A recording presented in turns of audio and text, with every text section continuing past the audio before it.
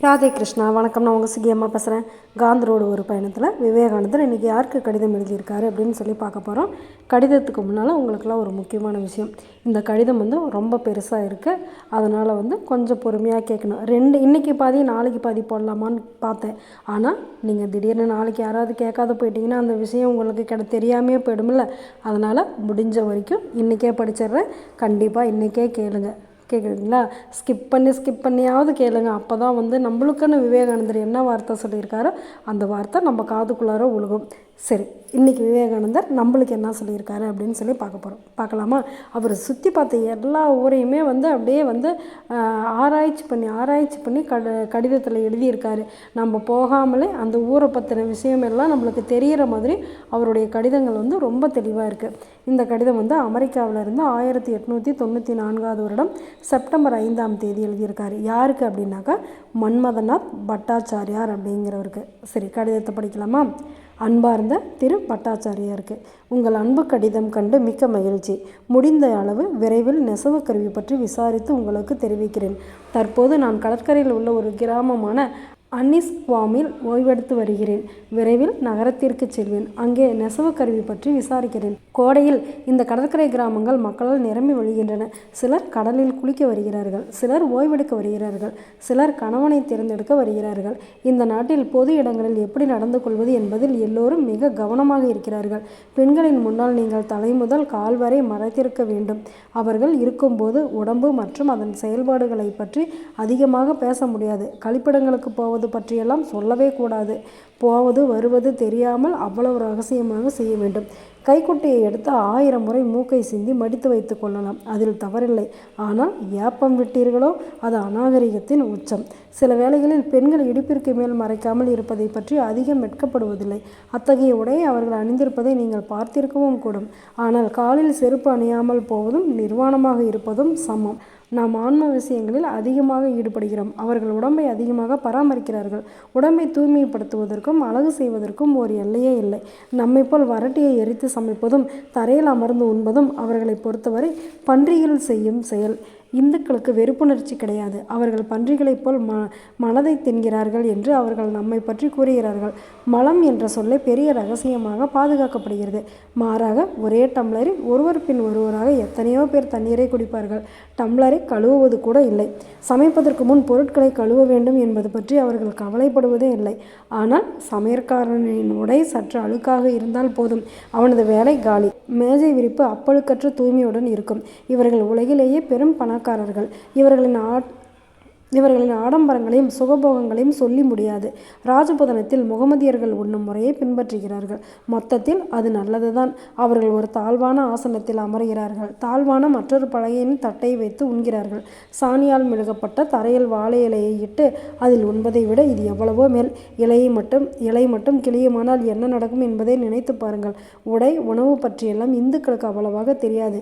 மேலும் இந்து நாகரிகம் என்பதாக எது இருந்ததோ அது பஞ்சாப் மற்றும் வடமேற்கு பகுதிகளிலேயே இருந்தது. நமது பெண்கள் செருப்பு அணிந்தால் ஜாதியை இழப்பார்கள். ராஜபுதன பெண்களோ செருப்பு அணியாவிட்டால் ஜாதியை இழப்பார்கள். ஒருவர் எப்போதும் செருப்பணிய வேண்டும் என்கிறார் மனு. எளிமையான மதிப்பான ஒரு வாழ்க்கை முறை வேண்டும் என்பதை மறுப்பதற்கில்லை. ஆனால் அது ஆடம்பரமாக இல்லாவிட்டாலும் தூய்மையாக ஒழுங்காக இருக்க வேண்டும். நாம் எதற்காக ஆங்கிலேயன் ஆக வேண்டும்? நமது நாட்டிலேயே மேற்கு பகுதியில் வாழ்கின்ற நமது சகோதரர்களை பின்பற்றினால் இப்போதைக்கு அது போதும். இந்தியர்கள் கூட்டம் கூட்டமாக உலகம் முழுவதும் சில காலம் பயணம் செய்து திரும்பினால் போதும். 20 வருடங்களில் இந்தியாவின் நிலைமையே மாறிவிடும். வேறு எதுவும் செய்ய வேண்டாம். ஆனால் ஒரு கிராமத்தில் இருப்பவன் பக்கத்து கிராமத்தையே போய் பார்க்காவிட்டால் என்ன நன்மை நடக்க முடியும்? எப்படியோ எல்லாம் படிப்படியாக நடைபெறும். உறுதிமிக்க வங்காள வாலிபர்கள் நாட்டை தட்டி எழுப்புவார்கள். ஆனால் மன்மத பாபு பெண்களுக்கு 9 வயதிலேயே திருமணம் செய்கின்ற வெட்கக்கேட்டை நிறுத்த வேண்டும். எல்லா பாவங்களுக்கும் இதுதான் ஆணிவேர். நண்பரே, இது ஒரு மாபெரும் பாவம். சிறுவயது திருமணத்தை நிறுத்துவதற்கு அரசாங்கம் ஒரு சட்டம் போட முனைந்தவுடன் நமது உதவாக்கரை மக்கள் எழுப்பிய கூச்சலை நினைத்து பாருங்கள். என்ன கேவலம்! நாம அதை நிறுத்தாவிட்டால் அரசாங்கம் தலையிடவே செய்யும். அதைத்தான் அரசாங்கம் விரும்பவும் திரும்பவும் செய்கிறது.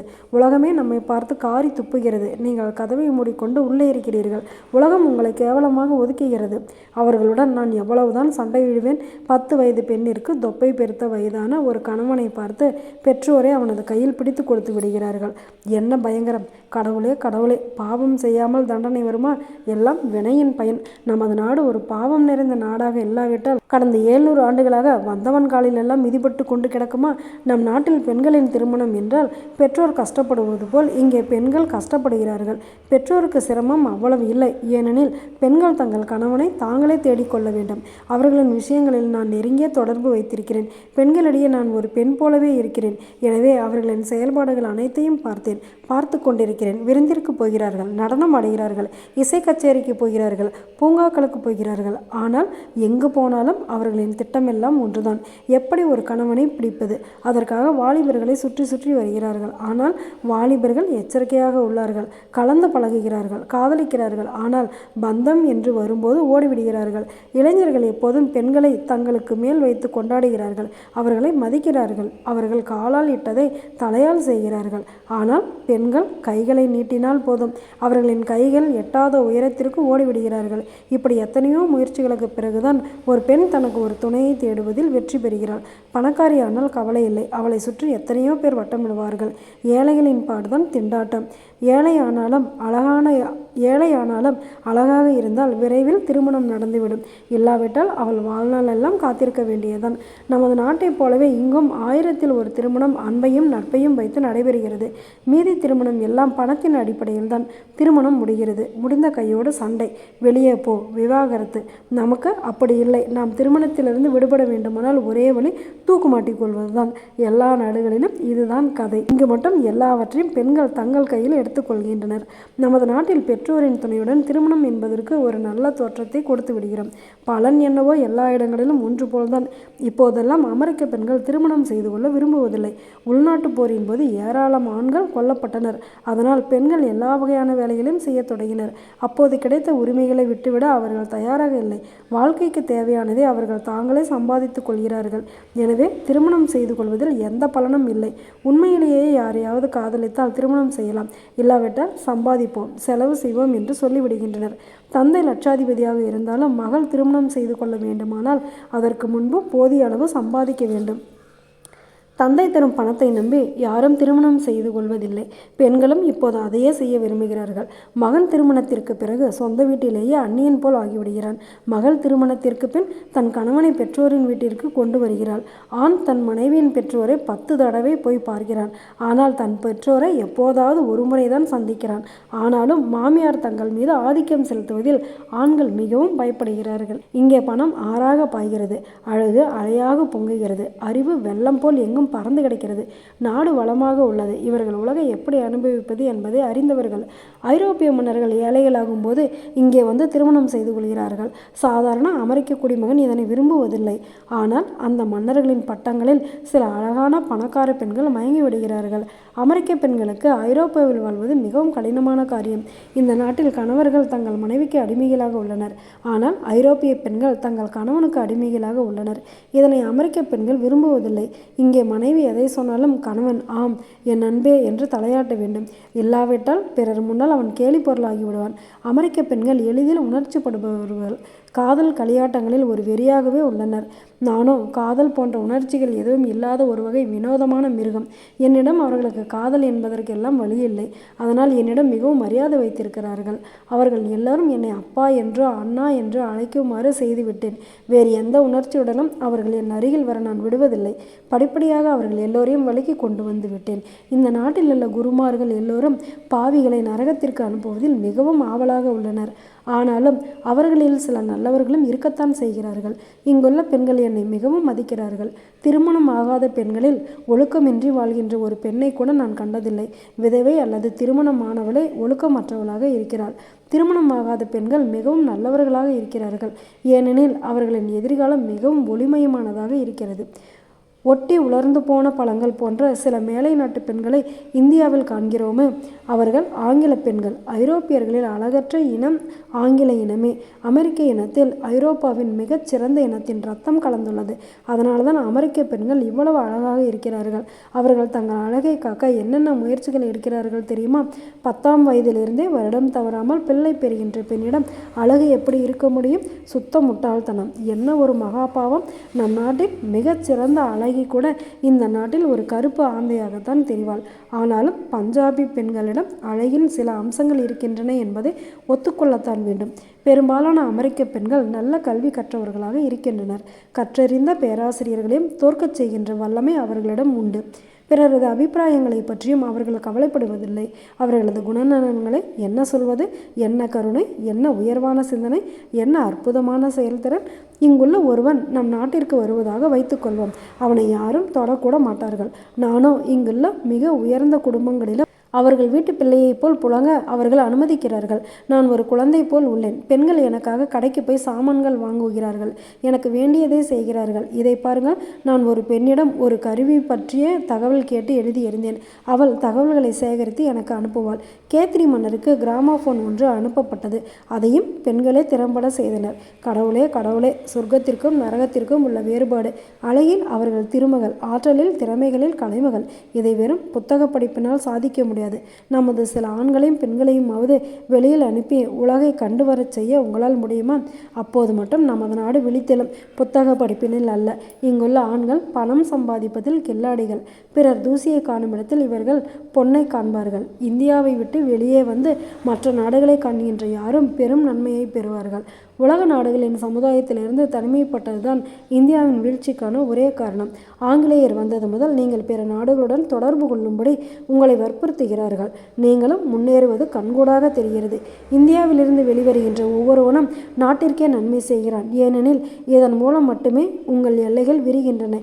இந்த வாய்ப்பை பெண்கள் பயன்படுத்தி கொள்ள முடியாததால் இந்தியாவில் அவர்களின் முன்னேற்றம் ஏறக்குறைய எதுவுமே இல்லை என்று சொல்லிவிடலாம். ஓரிடத்தில் ஓய்ந்து நிற்க முடியாது. முன்னேற வேண்டும், அல்லது பின்னால் சென்று மங்கி மறைய வேண்டும். வாழ்க்கையின் ஒரே அறிகுறி வளர்வது, முன்னேறுவது, விரிவது, சுருங்குதல் என்பது மரணமே. நீ ஏன் பிறருக்கு நன்மை செய்ய வேண்டும்? ஏனெனில் அது ஒன்றே வாழ்விற்கான நிபந்தனை.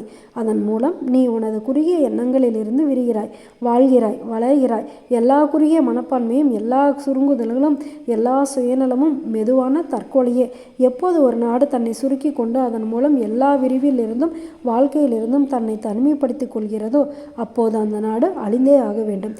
பெண்களும் அதே போல்தான் முன்னேற வேண்டும். இல்லாவிட்டால் முட்டாள்களாகி கொடுங்கோளர்களான தங்கள் எஜமானர்களின் கைகளில் உயிரற்ற எந்திரங்களாக உலவ வேண்டும். இவர்களுக்கு பிறக்கின்ற பிள்ளைகள் யார்? கொடுங்கோலனுக்கும் முட்டாளுக்கும் பிறக்கின்ற அவர்கள் அடிமைகளாகவே இருப்பார்கள். இன்றைய இந்தியாவின் முழு வரலாறும் இதுதான். ஓ, மரணத்தின் இந்த இருள்நிலை யார் மாற்றுவார்கள்? இறைவா, துணை செய். படிப்படியாக எல்லாம் வரும். சாலையை மெதுவாக கவனமாக கடக்க வேண்டும். துணியை கவனமாக பத்திரமாக தைக்க வேண்டும். அதுபோலவே மலையையும் மெதுவாக கவனமாக கடக்க வேண்டும். காகிதங்கள் உரிய வேளையில் நல்ல முறையில் வந்து சேர்ந்தன. அதில் எந்த சிரமமும் இல்லை. எதிரிகளின் வாயை அடைத்தாகிவிட்டது. இதை பாருங்கள். நான் ஒரு அந்நிய இளைஞன். இங்குள்ளவர்கள் தங்கள் இளம் பெண்களுடன் என்னை பழக விட்டிருக்கிறார்கள். ஆனால் என் சொந்த நாட்டு மனிதரான மசூம்தாரோ என்னை கயவன் என்று சொல்கிறார். அதையும் இவர்கள் பொருட்படுத்தவில்லை. இவர்கள் எவ்வளவு உயர்ந்தவர்கள், எவ்வளவு இரக்கமானவர்கள்! இந்த கடனை 100 பிறவைகள் எடுத்தாலும் என்னால் அடைக்க முடியாது. அமெரிக்க பெண்களுக்கு நான் ஒரு வளர்ப்பு பிள்ளை போல் உள்ளேன். அவர்கள் உண்மையிலேயே என் தாய்தான். எல்லா வழிகளிலும் அவர்கள் வளரவில்லை என்றால் வேறு யார் வளர்வார்கள்? சில நாட்களுக்கு முன்னால் கிரீனேக்கர் என்ற இடத்தில் அறிஞர்களான ஆண்களும் பெண்களும் நூற்றுக்கணக்கில் கூடினார்கள். நானும் அங்கே 2 மாதங்கள் இருந்தேன். அங்கே ஒரு மரத்தடியில் இந்து பாணியில் நான் அமர்வேன். எனது சீடர்களும் அன்பர்களும் என்னை சுற்றி புல்தரையில் அமர்வார்கள். தினமும் காலையில் நான் அவர்களுக்கு வகுப்புகள் எடுப்பேன். அவர்களிடம்தான் என்ன ஒரு ஆர்வம்! இந்த நாடு முழுவதும் என்னை அறிந்துள்ளது. பாதிரிகள் என்னிடம் மிகவும் கோபமாக உள்ளார்கள். எல்லோரும் இந்த நாட்டின் படித்த பிரச்சாரகர்கள் பலர் என்னை பின்பற்றுகிறார்கள். அவர்களுள் பிடிவாதமான மூடர்கள் சிலருக்கு எதுவும் புரிவதில்லை. அவர்கள் அறிந்ததெல்லாம் மற்றவர்களுக்கு தொந்தரவு கொடுப்பது மட்டுமே. ஆனால் அதன் மூலம் அவர்கள் தங்களுக்கே தீமை விளைவித்து கொள்கிறார்கள். என்னை ஏசியதன் காரணமாக மசூம்தார் தனக்கு இருந்த ஏதோ சிறு புகழிலும் 3/4 பகுதியை இழந்து விட்டார். பெண்கள் என்னை ஏற்றுக்கொண்டுள்ளனர். என்னை யாராவது திட்டினால் அவரை முற்றிலுமாக ஒதுக்கி விடுகின்றனர். இந்தியாவிற்கு நான் எப்போது திரும்புவேன் என்பதை சொல்ல முடியாது. ஒருவேளை அடுத்த குளிர்காலத்தில் வரலாம். அங்கும் நான் அலையவே வேண்டும். இங்கும் அதையே செய்கிறேன். வேறு எழுதுவதற்கு ஒன்றுமில்லை. தயவுசெய்து இந்த கடிதத்தை பலரிடம் காட்ட வேண்டாம். நான் இப்போது ஒரு பொது மனிதன். நான் பேசுகின்ற ஒவ்வொரு வார்த்தைகளிலும் கவனமாக இருக்க வேண்டியுள்ளது. எல்லோரும், குறிப்பாக பாதிரிகள் என்னை மிகவும் கவனமாக கண்காணித்து வருகின்றனர். உங்களுக்கு புரியும் என்று நினைக்கிறேன். உங்கள் நம்பிக்கை உள்ள விவேகானந்தா அப்படின்னு எழுதியிருக்காரு. பெண்கள் எப்படி இருக்கணும் அப்படின்னு எழுதியிருக்காரு பாருங்கள். இப்படியாப்பட்ட பெண்கள் இருக்கிற இடத்துலையுமே விவேகானந்தர் ஒரு குழந்த மாதிரி இருந்திருக்கேன் அப்படின்னு சொல்லும்போது அவருடைய மனப்பக்குவம் நம்ம எல்லாருக்குமே வரணும் அப்படின்னு சொல்லி நாமளும் இறைவனை வேண்டிக்குவோம். பெண்களுக்கு வெளி உலகம் தெரிஞ்சாதான் நிறைய அறிவு வளரும் அப்படின்னு சொல்லி விவேகானந்தர் ஆசைப்படுறாரு. அப்படி நம்ம வெளி உலகம் பார்க்க போகும்போது நம்மளுக்கு சுய ஒழுக்கமும் தேவை அப்படிங்கிறதையும் இந்த கடிதத்தில் விவேகானந்தர் வலியுறுத்தியிருக்காரு. நல்லா இருக்குது தானே? சரி, நாளைக்கு யாருக்கு கடிதம் எழுத போகிறாருன்னு பார்க்கலாமா? நல்லது நினைப்போம், நல்லதே நடக்கும், ஆனந்தமாக இருப்போம். Okay, bye. ராதே கிருஷ்ணா.